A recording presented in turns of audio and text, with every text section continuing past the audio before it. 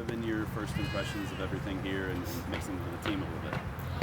Yeah, I mean, my first couple of days been really nice. I think the team is a really good mixture of players, really eager to learn, a lot of quality. I think the organization as a whole, the facilities are amazing, and I've enjoyed it. The city, I didn't knew anything about Louisville before I came here, but my first impressions have been really amazing. And I love the area that we live, close to the river. So it's been all good so far. Haven't really experienced that much yet, just because I've been jet lagged, so I sleep most of the time. But of what I've seen, it's been a good impression. What was the first thing that kind of jumped out to you when you started looking at Louisville and seeing, exploring the city for the little bit that you have? Well, I think there's two factors that has been been different than I imagined. One, the heat, the humidity. I knew it was gonna be hot, but I didn't know it was gonna be like this humid. And secondly, all these trucks on the streets. I don't know. I've been in the States for 3 years, but all the other cities that I've visited or lived in, it's been different. I think Portland was a bit more like European. I think this is the first city that I feel like I'm really in the U.S. And I love the car that I've got. Also, it's one of the big ones. These two factors. If you could elaborate on that more, why does Louisville feel most unique compared to other places? You said tracks, like train tracks? No, the cars, big trucks. I don't know what you guys call them, but yeah. I don't know. I mean, as I said, I haven't really experienced that much of the city, but I think this is when we in Europe talk about U.S. I think that's what you imagine. I think the others, especially Portland, when I lived there, wasn't really that feel of U.S. It was always like you're in Amsterdam.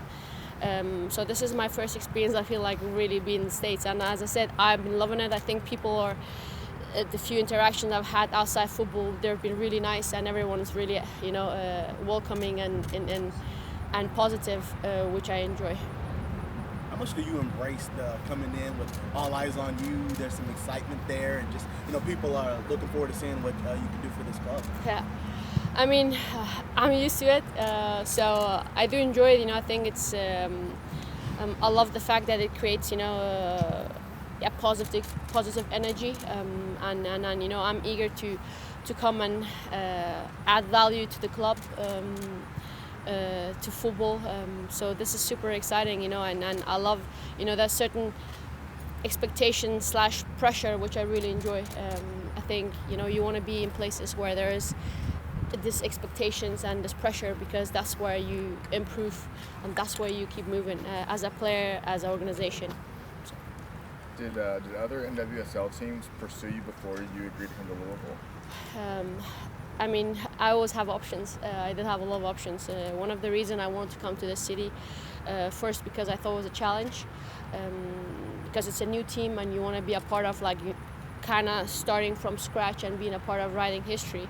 Secondly, also because I knew Christy Holly from previous, and the vision he has and the club has, something that was fitting my ambitions. So again, I think challenge, that's the big thing here. I love being in areas where you're the underdogs and you want to create something. And coming in as a new club, new organization, I know at the beginning it's always hard, and then that's where I want it to be. Nadim, you're someone who's played in multiple big clubs, big cities, not just here but around the world. And racing kind of offers a unique opportunity to players like you, showing the investment with the facilities and such.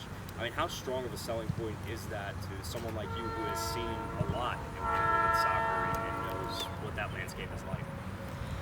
I mean, as you mentioned, yes, I've been around the world. I've seen, played for some of the best organizations in Europe and in the world, and having been here, and I think it kind of matches up. I think they're done really amazingly, and I also know this is only the beginning, which is really cool to think, because imagine the future when this is the start, where the standards are as high as and the best clubs in the world.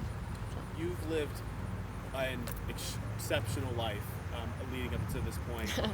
What more is there to accomplish, and what do you want to accomplish here while being in Louisville? I think what one of my two goals right now is one, leave my mark on this club, being a part of to create something amazing, and secondly, obviously the Euros next season with the national team. So yes, I've had an amazing career, but I'm really eager and hungry to achieve more and become a better player. And the day I don't feel that way, I don't want to play. So for me, and this hunger that I have makes me wake up really early and makes me want to be the first on the field and the last out of it. I've read that you are a medical student. Where are you at in your medical studies? So in Denmark it takes, without pre-med that you guys have, it takes 6 years. I've done 5.5. I have my last semester left. I've signed up for this year, end of this year, beginning of next year. I'll be finished with my med school, so then you can call me Dr. Nadim. And how many languages do you speak? Enough. I don't know, around, I think 7. So I can communicate with most people, I guess. I know obviously you said there's more you want to do with soccer, but what do you want to do when soccer is finished with that medical degree? I've been lucky that I have a lot of options right now. Honestly, I can go anywhere I wanted to, but one of the passions that I have outside football has been med school, and I want to be a doctor. I wanted to, make an impact, help people, change the world. I know it sounds really big, but I think it can start in local areas. So I want to help people make a difference. That's my goal. Having my own clinic. My siblings, one of my older sisters, a doctor. I have 2 nurses, so we want to have a clinic. I wanted to be in Doctors Without Borders, so everything that I have so far has been kind of outside football, but something that I could imagine myself is being sitting in some kind of FIFA, UEFA committee where you still have the impact, making the big decisions and try to bring football out in the corners of the world where there's no access to it. Because I know this game is amazing and it has helped me tremendously in my life. It really has taught me a lot, but I feel unfortunately that there's a lot of kids around the world who don't have that access. So that's also going to be one of my missions, I guess. How do you balance all of that with time? I mean, the dedication to be a professional at this level, but also be involved in all that. Well, I guess I'm super smart. I don't know. It must sound like a cliche, but I think if you really want something, you can achieve it. And I've said this before. It might sound like a Nike commercial, but it's not.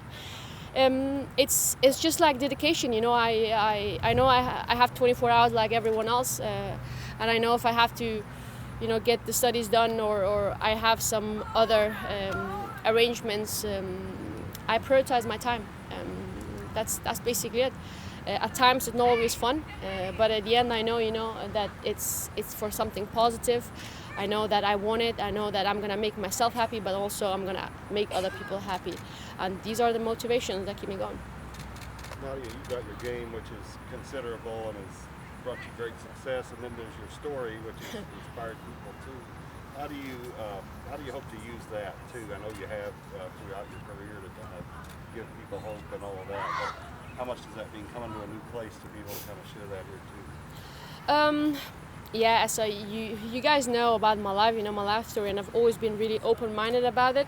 And one of the reasons I've been so open-minded or like been telling my story so openly is because I know that if I can help one person, people who maybe are struggling through something, had a rough beginning in life. I think that that's the reason I've been talking about it, to help others, but also, on the other hand, I want to educate. I think especially now in a world where we have so many, we are so easy to judge and we are so easy to close up and have certain opinions about certain people. Tell them that, listen, if you give people a second chance, everything is possible. And if I've never gotten a second chance, imagine where I would have been. So I think that's one of the reasons I'm always really open about it, and I share my stories, my experiences, to inspire but also educate. Nadia, on the field, I know you haven't been here a while. this question might be better in a few days. Yeah. When do you expect to work into the lineup and get out there on the field? Well, I don't know yet. Yeah, as you said, I have. The plan was for me to come earlier, but just because of the visa and issues and COVID, everything's been a bit crazy. So I'm not really in game shape right now. I've been running, but it's different from being in good shape than being good game shape. As soon as I've reached my game level, I think I'm gonna be slowly on the team. Is there a chance you play Sunday, or is that way too soon? That I don't know. You have to ask the coach. Irish guy right there, the one that's been sunburned.